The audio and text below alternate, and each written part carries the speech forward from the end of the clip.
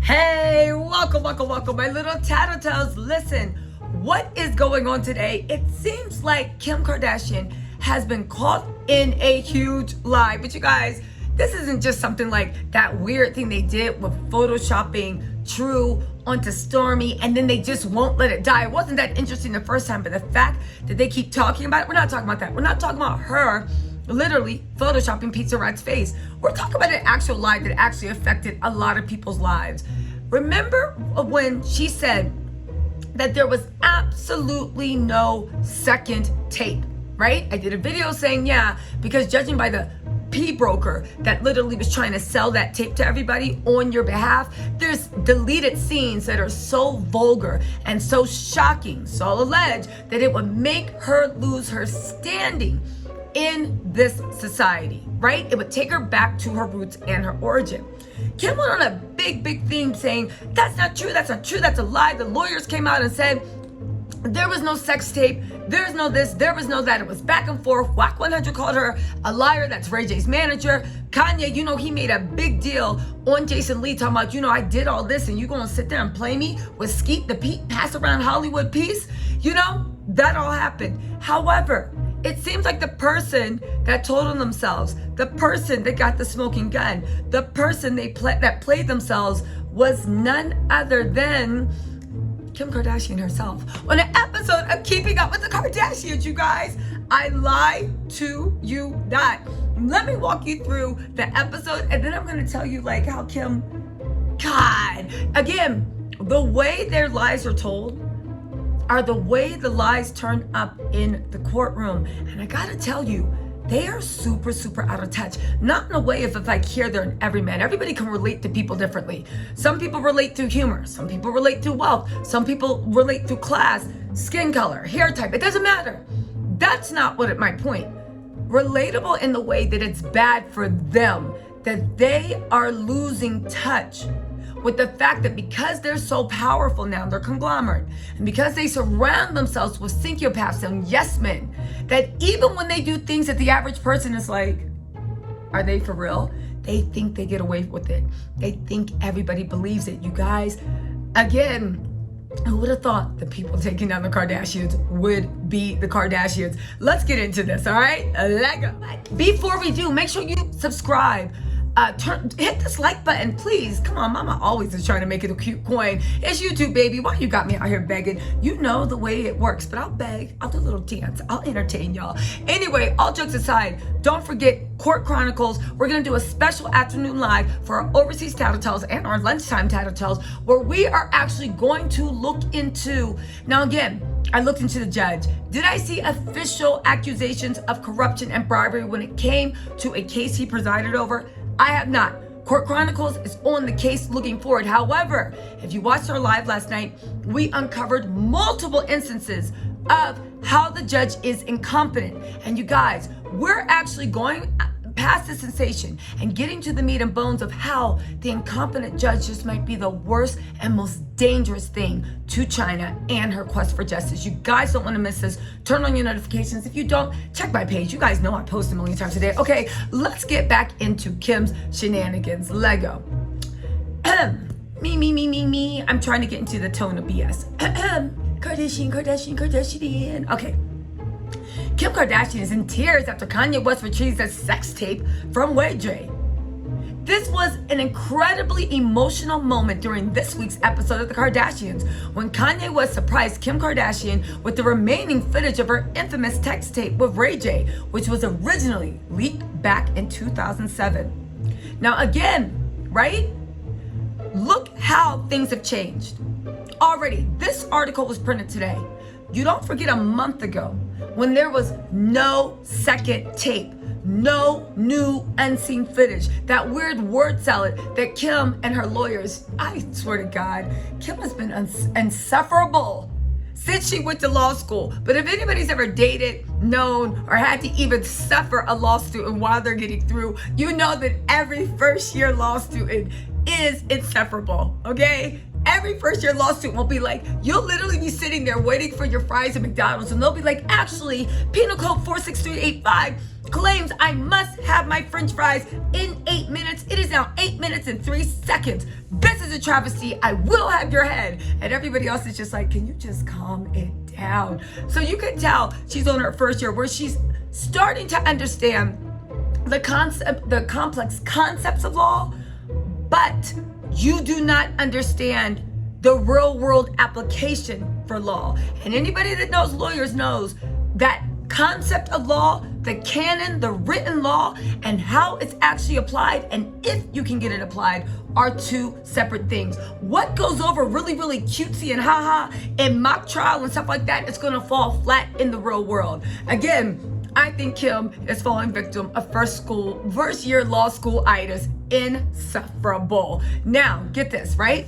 But to my point, the remaining footage of her incident sex tape, which originally leaked back in 2007. Now we're admitting that there is more footage. Okay, now this is, okay.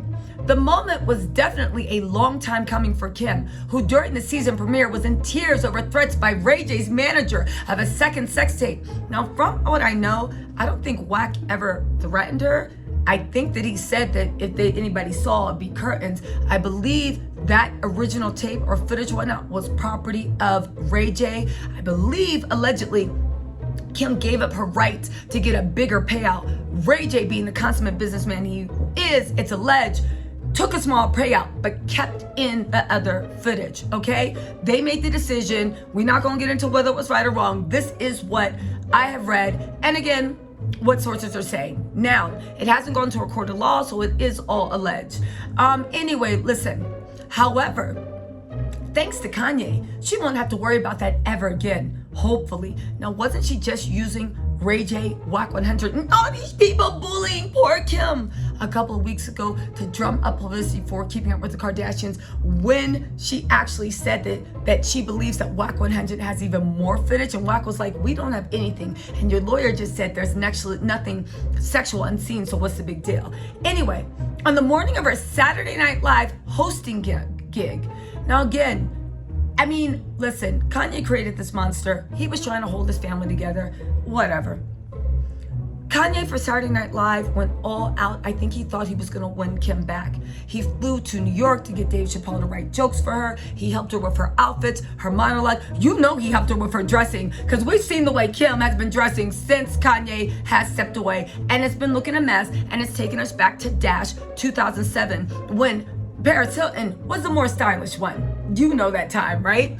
Anyway, also, on the morning of her Saturday Night Live hosting gig, Kim called her mother, Chris, sister Chloe, and her whole team into a room to share that Kanye had flown back to Los Angeles to meet Ray J at the airport to retrieve the laptop and hard drive, and then immediately flew back to New York City to deliver the surprise to Kim. He also flew coach, he flew next to the bathroom, and once he dropped that off, he then went to Dave Chappelle and somebody else, Michael Cohen, I think, to Michael, to literally get some jokes written. Again, why is this important? Okay, if Kanye wants to do all that for Kim, okay, fine. But it's important because during that time, immediately after she got everything she wanted out of the situation, this media narrative started that Kim was afraid of Kanye, didn't really mess with him, and was afraid for her life. You're taking all this help and all these things from this person that you're afraid from. Again, make it make sense. But let's get into this, because this is the real thing what she tells on herself, right? Kim opened the suitcase, revealing all the hardware inside. She broke out into tears. You know Kim tears. Kim can't move her face. Hold on. No, hold on. There we go. That's the Kim tears, right? He got me all of the sex tape back. Kim said all of the sex tape on camera. However, this was taped months ago. Didn't just a couple of weeks ago, she literally tried to drag Ray J, Wack, and Kanye into the mess, basically trying to imply that she was being extorted and they were going to effing bury them. Now get this. I know Kanye did this for me. Listen to this. But he also did this for my kids, Freudian slip. Not our kids, but my kids. But we'll get back to that. I want to shield them from as much as I can. And if I have the power to, or if Kanye has the power to, like, that is just the most important thing to me. And I'm just like so emotional because of it. It means a lot to me.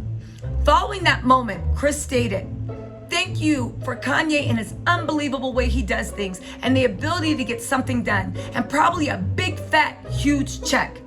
To which Kanye replied, "Oh, definitely not no check. We're not getting extorted ever again." First of all, when did y'all get extorted the first time?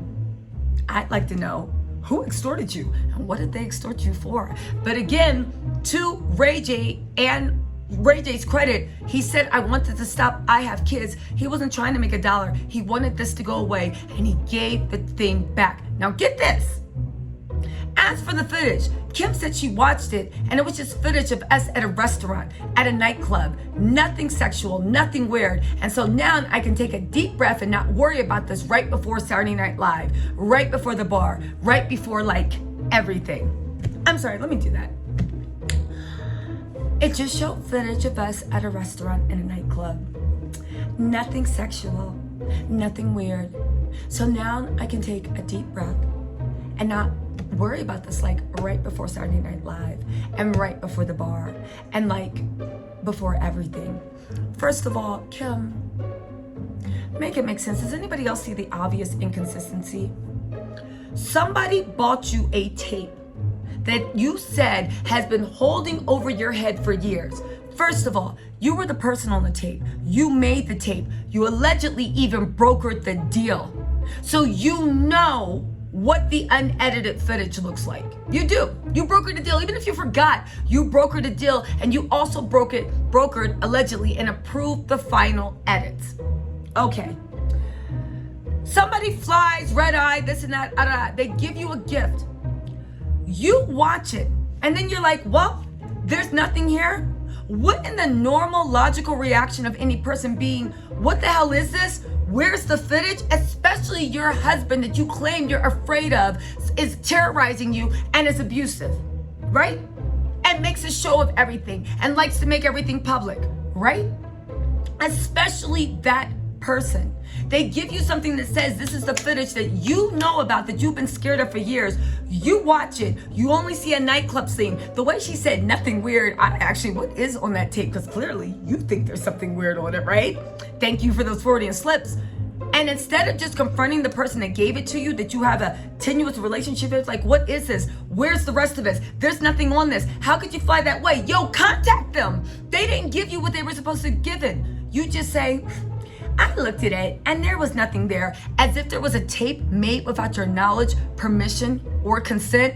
You guys, again, Kim thinks she is so smart and clever by half, but you keep telling on yourself. It's also showing that, to me, it looks like she's trying to create a defense that if something does come out, if somebody does leak something, she's gonna try to say, I had no knowledge of it. I was on an ecstasy pill, like she claimed before, and I literally had no knowledge of this, and this was without my consent, and now you're in violation. But of course, in these things, I think she's going to actually want her rights upheld for revenge P and releasing that stuff, unlike Black China, who, you know, it's what happened. She shouldn't have been such a bad person, right? Because then Rob wouldn't have done the unspeakable. Anyway, you guys, I will talk to you later. Don't forget, like, subscribe, notify. You know mama gonna keep begging till she hits 1 million, and baby, I got a long way to go. So please tell your friends, tell everyone you can, share my videos, and I appreciate you guys. Thank you for giving me the opportunity to bring you guys a little news.